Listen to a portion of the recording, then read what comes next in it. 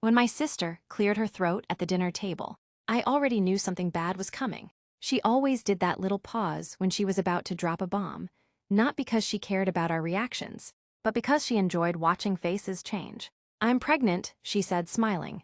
The fork slipped from my hand and hit the plate with a sharp clang. Not because she was pregnant, because this was the sixth time. Six. I stared at her, waiting for the punchline. It never came. Everyone else reacted exactly the way they always did, forced smiles. Fake congratulations. My mother clapping her hands like this was a miracle instead of a warning sign. I didn't smile. I felt something snap inside me. For 7 years, my life hadn't been mine. It had been diapers, school runs, sleepless nights, and excuses I made for someone else's irresponsibility. And she had the audacity to look relieved, because she knew what came next. I was expected to help. Again. My sister leaned back in her chair, one hand resting dramatically on her stomach. "I don't know what I'd do without you," she said casually, like she was thanking me for holding a door open. That sentence burned more than any insult she'd ever thrown at me. Because it was true. She wouldn't know what to do without me. And I was done paying for that. People love to think they know what family means. They imagine warmth, support, shared responsibility. What they don't talk about is how family can slowly erase you, one favor at a time. When my sister had her first child, she was 19 and terrified. I stepped in because that's what you do. Second child, she said it was an accident. Third, just bad luck. Fourth, I'll get my life together after this. Fifth, silence, followed by expectation. By the sixth pregnancy, there were no excuses left, just entitlement. I had missed birthdays, turned down promotions, canceled relationships, all so her kids wouldn't suffer. And somehow, I was still the villain whenever I set boundaries. After dinner, she followed me into the kitchen. "You're quiet," she said. I didn't look at her. "You'll help this time too, right?" She added, not even phrasing it as a question. That's when I realized something terrifying. She didn't see me as a sister. She saw me as a solution. I wiped my hands slowly and turned to face her. "No," I said. The word hung in the air, heavy and unfamiliar. Her smile vanished instantly. "What do you mean no?" "I mean I'm done raising your kids," I replied, my voice shaking despite my effort to stay calm. "I'm done fixing your choices." Her face hardened. "You're really going to abandon your own family?" she asked. That word, abandon, was calculated. She knew exactly where to hit. But something in me had changed. "I already gave you my 20s. I said quietly, "You don't get my 30s too." She laughed, not because it was funny, but because she didn't believe me. "You'll come around," she said confidently. "You always do." That night, I packed a bag. I didn't make a speech. I didn't leave a note. I just left. And for the first time in years, I slept without an alarm set for someone else's responsibility. I thought the worst was over. I was wrong, because 3 days later, my phone rang. And on the other end was a police officer. The police officer didn't sound angry. That scared me more than if he had. "Ma'am, we need you to come down to the station," he said calmly. "There's been a report filed against you." My heart started pounding so hard I could hear it in my ears. "A report for what?" I asked. There was a pause, the kind that makes your stomach drop before the words even arrive. "Child endangerment and abandonment." For a second, I honestly thought this was some kind of mistake. Then her face flashed in my mind. "My sister." I felt cold all over. "That's not possible," I said quickly. "Those aren't my children." "I understand," the officer replied, still calm, "but your sister claims you left the kids alone without warning." The world tilted. Left them alone. I hadn't even been in that house for days. I drove to the station in a fog, hands shaking on the steering wheel. Every red light felt like an accusation. Every second felt stolen from a life that had finally started to feel like my own. At the station, they didn't handcuff me. That somehow made it worse. They sat me in a small room with gray walls and a table that had seen too many broken people. An officer slid a folder toward me. Inside were photos. My sister's kids. Dirty faces. Empty kitchen. A time-stamped image of a fridge with almost nothing inside. I stared at them, my throat tightening. "She said you were their primary caregiver." The officer said. "She claims you stormed out after an argument and left them unsupervised for 2 days." I laughed. It came out wrong, sharp, almost hysterical. "She's lying," I said. "She was there. She's always there, she just doesn't parent." The officer didn't react. "They never do." "We'll need proof," he said. "Proof?" "Of course. Because love doesn't count as evidence. Sacrifice doesn't show up on paper. I pulled out my phone with shaking hands. Call logs, text messages, photos, school emails, doctor appointments, all under my name. Years of my life, neatly documented. She used me, I said quietly. And now she's punishing me for leaving. The officer leaned back, finally frowning. Your sister also mentioned something else, he said. My stomach twisted. She claims you threatened her before leaving. I felt my chest tighten. What kind of threat? I asked. He flipped a page. She says you told her you'd make her pay. That was it. That was the line she chose. I realized then that this wasn't panic on her part.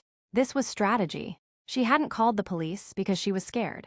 She called them because she was angry. Because I took away her safety net. Because for the first time in her life, she was facing consequences, and she decided to drag me down with her. I spent 6 hours in that station. 6 hours explaining my life to strangers. 6 hours wondering how someone I shared blood with could weaponize children just to win. They let me go, temporarily. No charges yet, but there was an investigation now. Child Protective Services would be involved, and until everything was sorted out, I was advised not to contact my sister or the kids. That part broke me. Not because of her, because of them. As I walked out of the station, my phone buzzed. A message from my mother. What did you do? No concern. No question. Just blame. That's when I realized something else. My sister didn't do this alone. She had help, and whatever story she told the family, they believed her. By the time I got home, my name was already poisoned. And the worst part, this was only the beginning. Because the next call didn't come from the police. It came from CPS, and they wanted to meet me. Child Protective Services didn't knock. They rang the bell once, waited exactly 3 seconds, then rang it again, like they already knew I was inside. 2 women stood on my doorstep, both holding folders thick enough to carry the weight of my entire life. Ma'am, we need to ask you a few questions. The neighbors were watching. Of course they were. Nothing spreads faster than a quiet street and a rumor. Inside, they sat on opposite ends of my couch. Not facing me directly, a tactic. I'd later learn.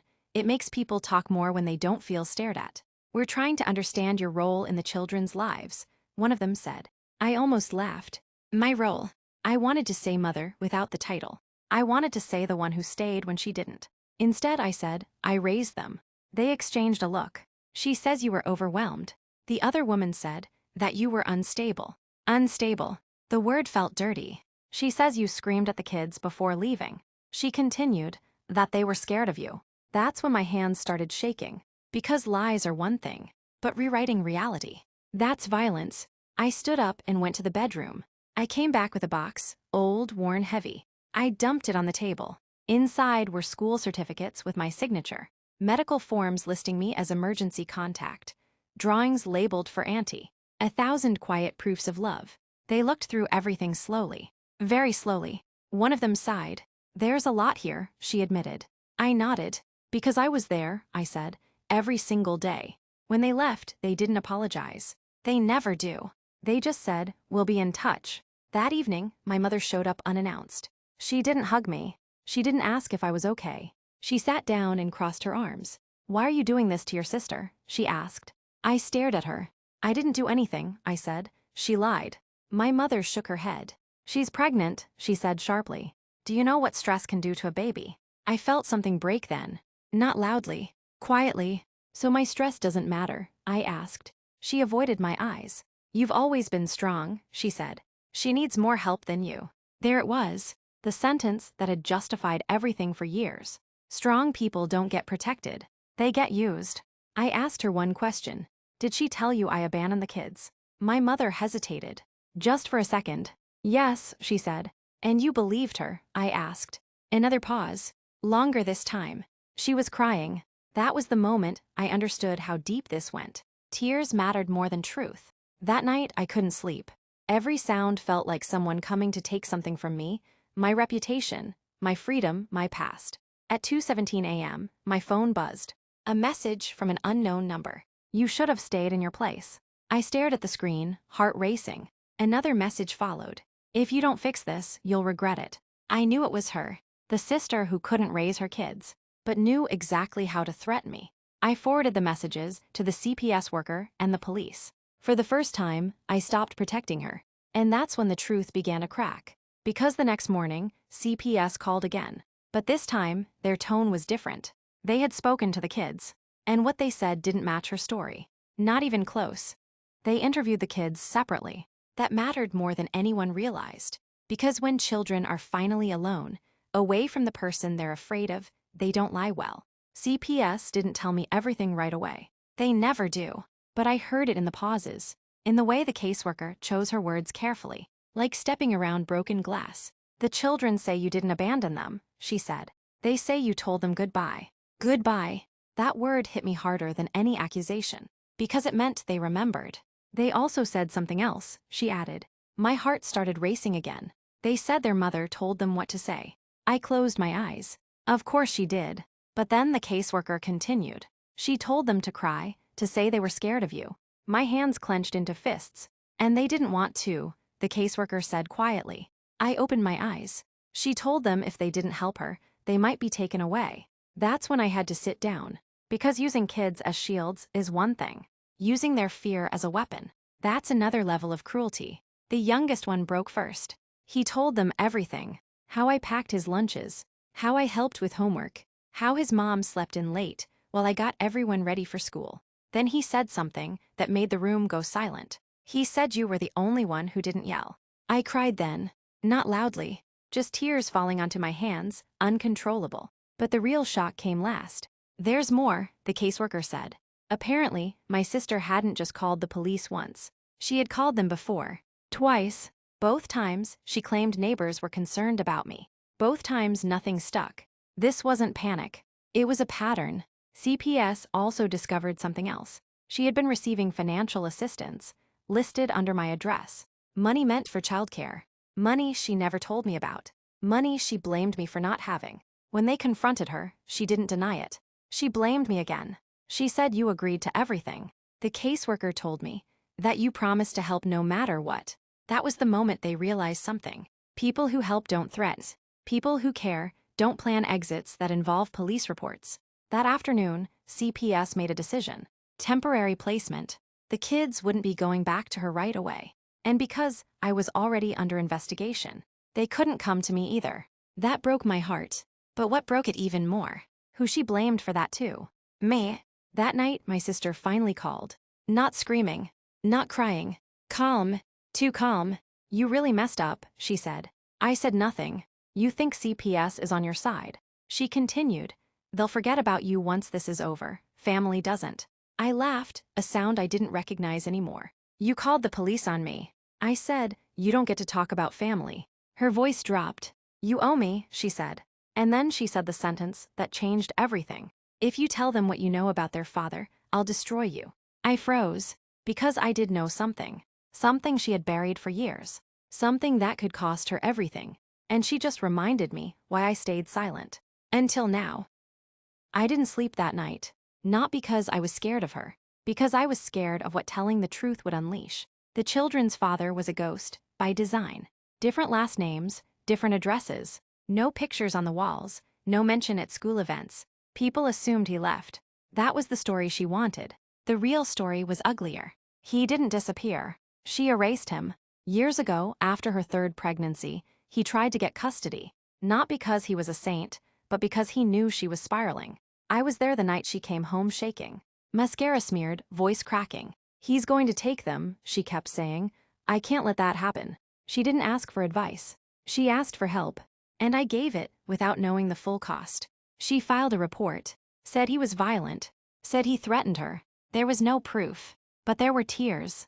And in the system, tears carry weight. A restraining order followed. Then another. Then silence. He stopped fighting.